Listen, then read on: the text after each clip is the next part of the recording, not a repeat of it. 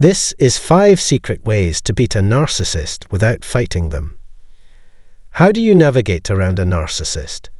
Is there a way to outmaneuver them, keep them at bay, or impart a lesson? Can any of these strategies be effective?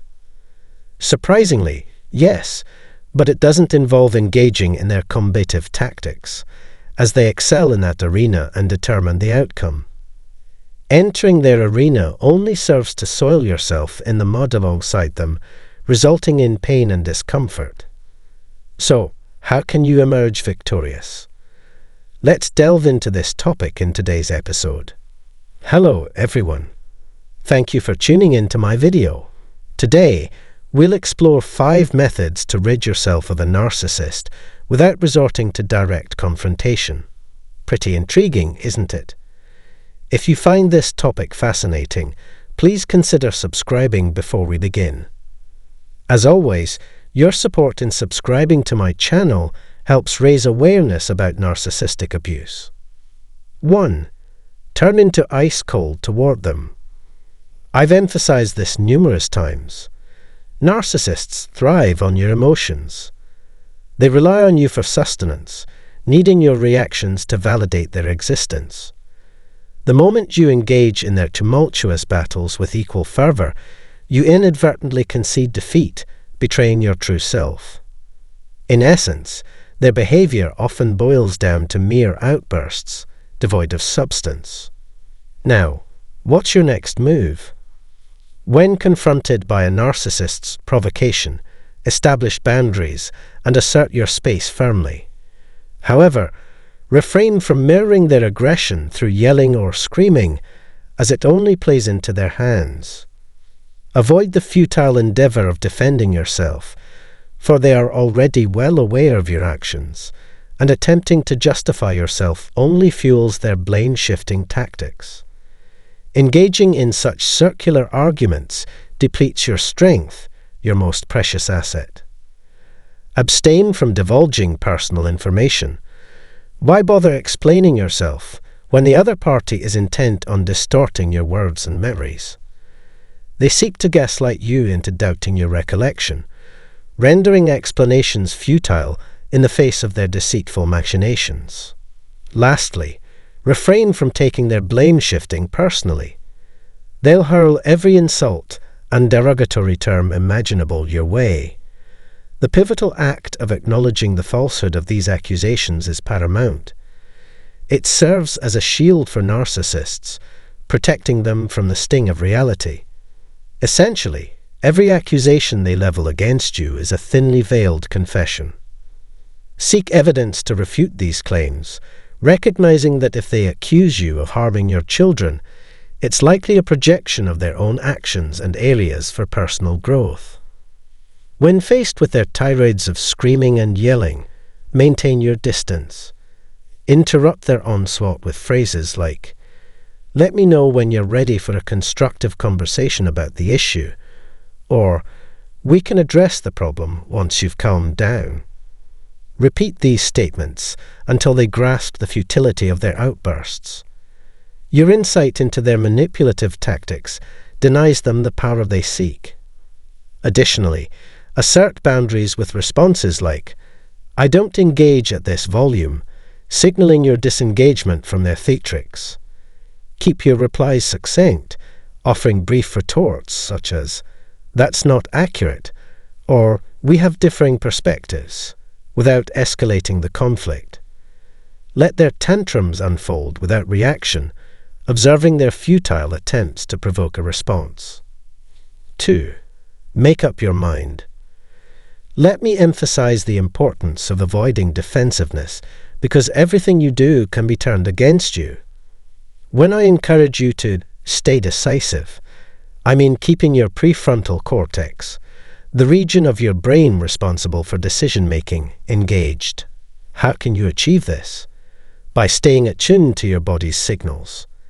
It's crucial to recognize that when we're in a state of fight, flight, freeze, or fawn, our ability to think clearly, comprehend situations, make decisions, and strategize is compromised. Why? because access to our evolved prefrontal cortex is restricted, leaving us at the mercy of our primal emotional responses, which are ill-suited for handling such situations. That's why it's essential to tune into your body's cues, grasp the situation, and most importantly, intentionally relax. Envision the narcissist as a chained-up bulldog capable of barking but not biting. Maintain a state of relaxed alertness. Excessive vigilance is counterproductive.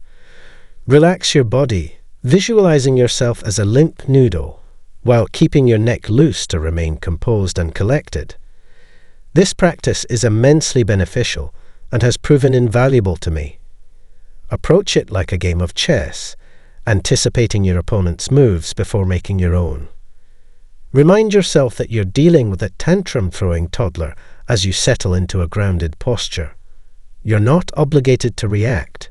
You're in control. 3. Use the narcissistic parts of them against them. This situation may seem complex, but you can leverage the narcissist's concern for their reputation to your advantage. For instance, if the narcissist desires to maintain a positive image as a responsible parent in the eyes of involved parties, like the court or law enforcement, you can strategically exploit this. By aligning your choices with the well-being of your children, the narcissist may feel compelled to comply, even if it contradicts their personal preferences. Some narcissists are inherently distrustful. How can you manipulate their fear of exposure to undesirable outcomes, or prompt them to act impulsively without careful consideration? Is there a way to offer them instant gratification that aligns with their impulsive tendencies? Narcissists often seek immediate satisfaction when they feel dominant or receive validation. Consider these dynamics and devise your own innovative strategies to influence their behavior to align with your objectives. 4. Always state the facts and don't try to win.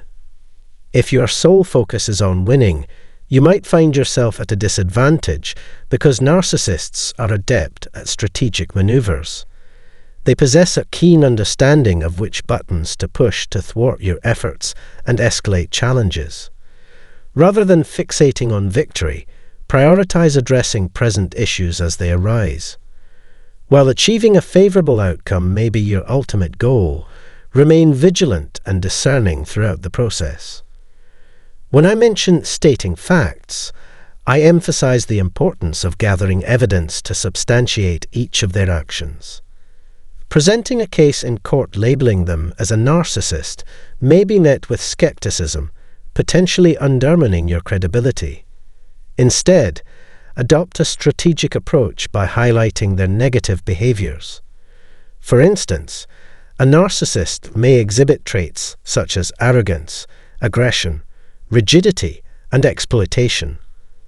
Compile concrete examples illustrating these traits, backed by evidence. Create a designated folder, perhaps labeled exploitation, to organize pertinent text messages or documentation for easy reference. Compose a detailed description of this individual in a document, meticulously outlining their behavioral patterns and providing specific instances to support each trait. By meticulously documenting their actions, you present yourself as rational, composed, and in control.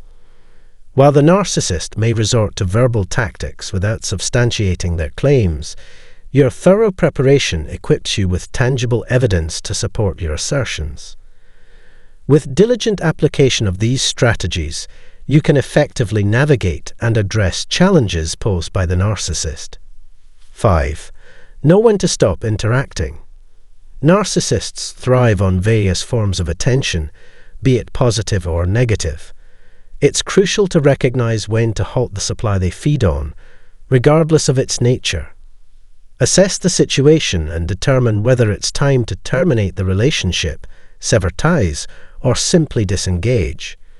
For instance, imagine you're negotiating with a narcissist during a meeting, and they veer off topic, blaming others instead of addressing the issue at hand. What's your move?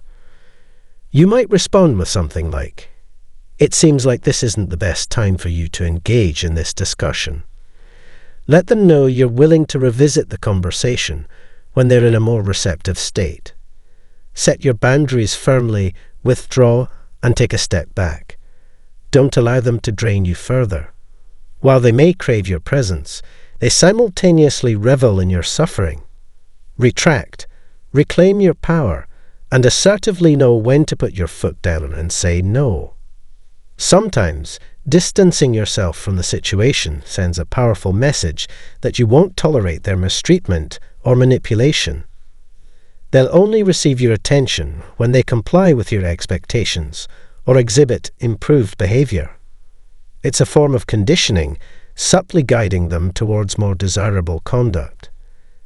Every interaction becomes transactional. For every positive action, there's a corresponding reward. However, tread carefully in this dynamic, experimenting with responses and remaining flexible in your approach until you achieve your desired outcome. Once accomplished, move on without looking back. That wraps up today's show. I trust it offered valuable insights. Share your thoughts in the comments if you found it beneficial. Thank you for tuning in today. Until next time, stay resilient on your journey to healing and growth.